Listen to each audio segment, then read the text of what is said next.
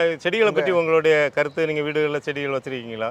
வச்சிருக்கேன். உங்களோட யூடியூப் சேனலில் பார்த்துருக்கேன். நீங்கள் மட்டும் தான் பார்த்துருக்கீங்களா, எல்லாருமே பார்த்து? இவர் வந்து எங்களுக்கு ஷேர் பண்ணார். பொதுவாக காய்கறிகளை நம்ம மாடியில் வளர்த்தாலும் பழச்செடிகள் வளர்த்தாலும் நம்ம இயற்கையான உணவுகளை சாப்பிடலாம். அந்த இயற்கை உணவுங்கிறது நமக்கு ஏஜ் ஆக தான் தெரியுது. இல்லை டைரக்ட் சன்லைட் இருக்கும்ல, ஆமாம், அதை ப்ரிவென்ட் பண்ணுறதுக்கு டைரக்ட் சன்லைட்டு ப்ரிவென்ட் பண்ண வேண்டியதில்லை. நீங்கள் சன்லைட்லேயே இருந்தாலும் ஒன்றும் ஆகாது. மலைப்பகுதியில் வளர்க்குற செடிகளுக்கு தான் டைரக்ட் சன்லைட் இருக்கக்கூடாது. நீங்கள் வெயில் காலத்தில் 2 நேரம் தண்ணி விட வேண்டியிருக்கும்.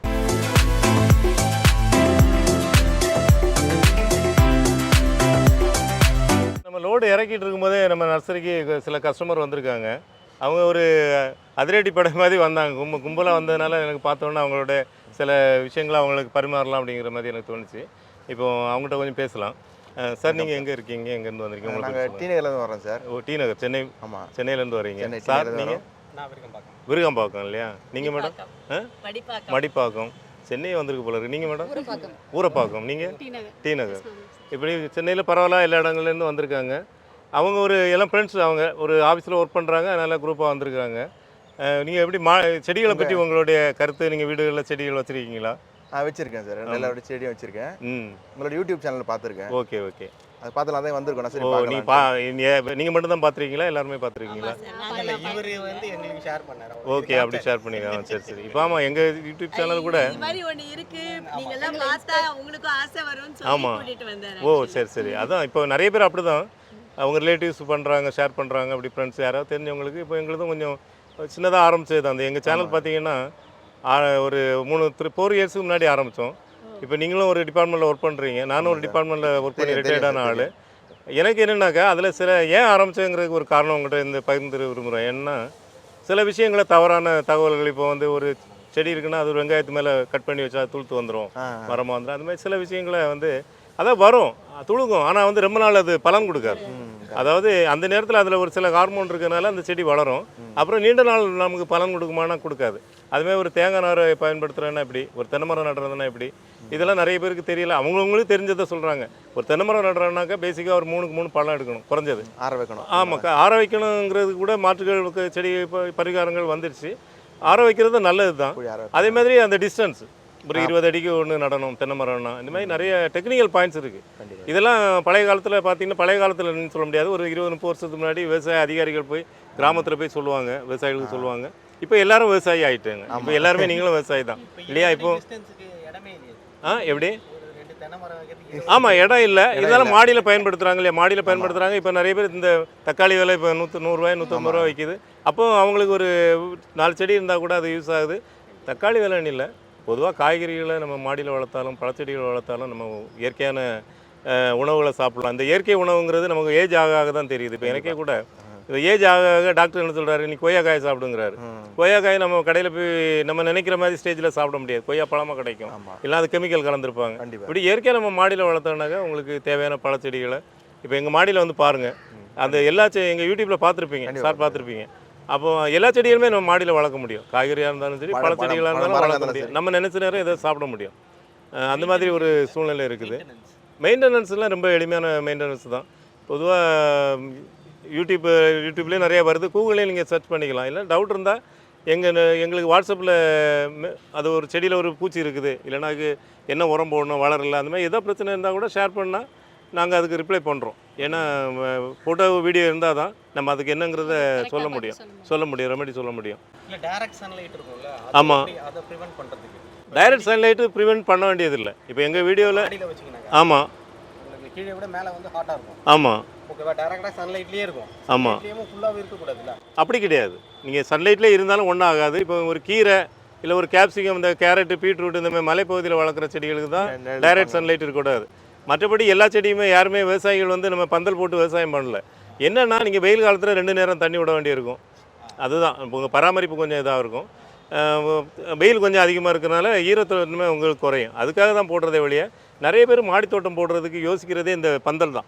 ஏன்னா 150 ரூபா முதல்ல ஆகிட்டு இருந்து, இப்போ 200 ரூபாய்ட்டு ஆகுது. விலை வந்து ஒரு ஸ்கொயர் ஃபீட்டு 5 ரூபா 6 ரூபா தான். இந்த மேலே போட்டிருக்கோம் பார்த்தீங்களா, இந்த விலை வந்து ஒரு ஸ்கொயர் ஃபீட்டு 5 ரூபா 6 ரூபா தான். ஆனால் இந்த கம்பியெல்லாம் அமைக்கணும்னா 150 ரூபா ஸ்கொயர் ஃபீட் ஆகிடும். அப்போ யாரும் அதை முன் வந்து செய்ய மாட்டேங்கிறாங்க. அது ஒரு தவறான புரிதல். அதை வந்து நம்ம மாடியில் வந்து பந்தல் போட்டால் தான் செடி வளர்க்கலாங்கிறது ஒரு தவறான புரிதல். நம்ம நீங்க சொன்னப்பறம் தான் எங்களுக்கு ஆமாம் இல்லை நானும் நிறைய வீடியோவில் நீங்கள் மாடியில் கூட பாருங்கள் நாங்கள் பந்தல் போடல. எங்கள் வீட்லேயும் கூட நான் பந்தல் போடல, அது தேவையில்லை.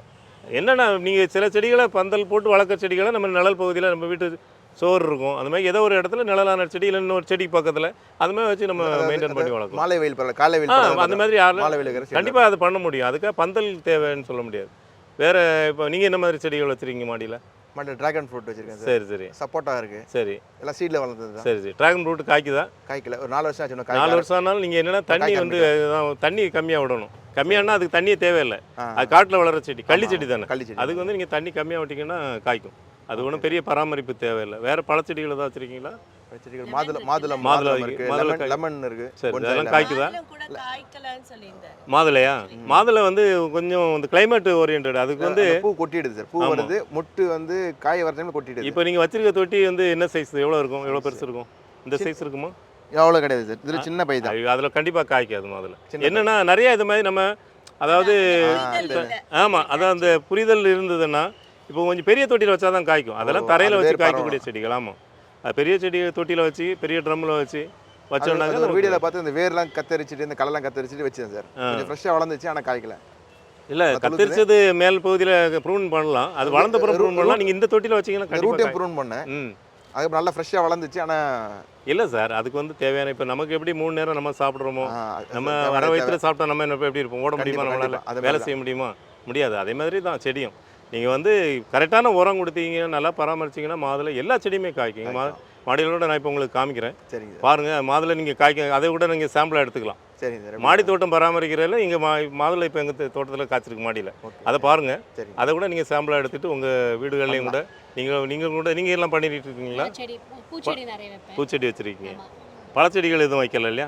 எங்களுக்கு இப்போ வீட்டில் க்ரோட்டன்ஸ் இருக்குது, பழச்செடிகள் எதுவுமே எங்கள் மண்ணில் சரியாக வர மாட்டேங்குது. இல்லை, மண்ணுங்கிறது மண் கலவையே முக்கியமானது. இப்போ மண் கலவை தொட்டி மண் தரையிலன்னா நிழல் இருக்கு, பக்கத்தில் வீடு இருக்கா? இருக்கு. மரம் இருக்குதா? எத்தனை மணி நேரம் போடும்?